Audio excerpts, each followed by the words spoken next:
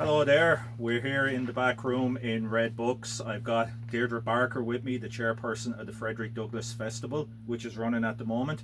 And tomorrow is Banned Book Day at Red Books. It's one of the fringe events for Frederick Douglass, and it's something we're very, very passionate about here. Because even though it's amazing to say in 2024 that book banning could still be a thing, it is very much still a fear among many of us and a reality in many countries, including America, where there were 10,000 instances of book banning in the last school year. This is Point Counterpoint by Huxley, not one of the books that he's remembered for, but we remember it because it was the first of 12,500 books which were banned in this state. This one was banned in 1930. The banning continued up until the 1990s. Thankfully, that hasn't occurred in the last couple of decades, but it's never too far away. Book banning is caused by ignorance, and ignorance never really dies, it just hibernates. This is 19 Minutes by Jodi Picoult. Not an author you'd imagine will be on a book banning list, but this is one of the most banned books in the United States at the moment. The book is about a high school shooting, but that's not why it's banned. It's banned because in one paragraph there's a description of sex, and people obviously didn't like that. We're selling these at the counter in Red Books. They're surprise books from famous Irish writers who were banned in the 20th century. And all our great writers were banned in the 20th century. Deirdre, do you want to talk a bit about book banning and Absolutely. First of all, I'm with the band. Me too. Great. Yeah, I'm totally shocked at the black authors that have been banned. Yeah. Really scary and worrying to think that the black voice is being taken off the shelves in America.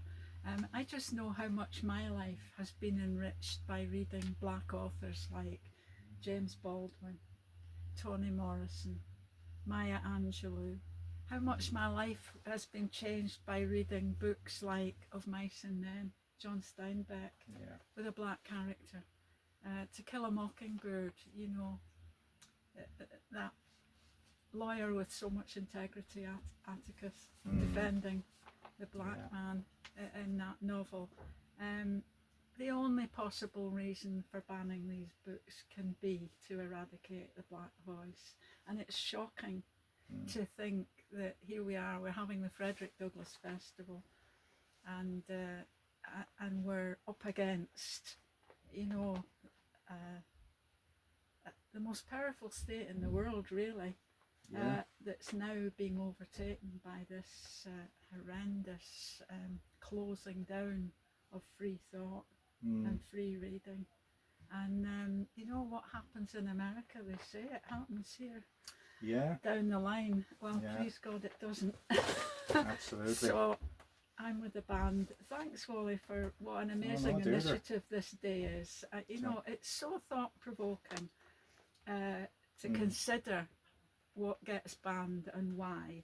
And these little banned books are such a treat, €2. What a lovely surprise to open up an Irish writer that you once couldn't buy. Absolutely. And every success to you, Wally, and every thanks to you. No, thank you, Deirdre, for being such a wonderful host of so many fringe events. We're really, really grateful that you're here in the town. Thank you. Thanks, Deirdre. Well, I think Sinclair Lewis wrote that book, It Couldn't Happen Here. And we kind of have that mentality that it couldn't happen here, that books will never be banned here again. We're such a progressive, forward-looking society. But in 2019, a much-loved children's book, Under the Hawthorn Tree, which I think we all read as kids, and kids continued to love that book, was challenged by a petition, and the censorship board met, and luckily they decided not to remove the book. But it just goes to show you that the potential for banning books is always there. So come out tomorrow, come into the shop, get photographed with I'm with the band, pick up a band book, maybe read from your favorite band book, and above all, keep picking up the books, keep reading everything. Don't let them pigeonhole you into a certain genre or a certain type of book that they say is safe.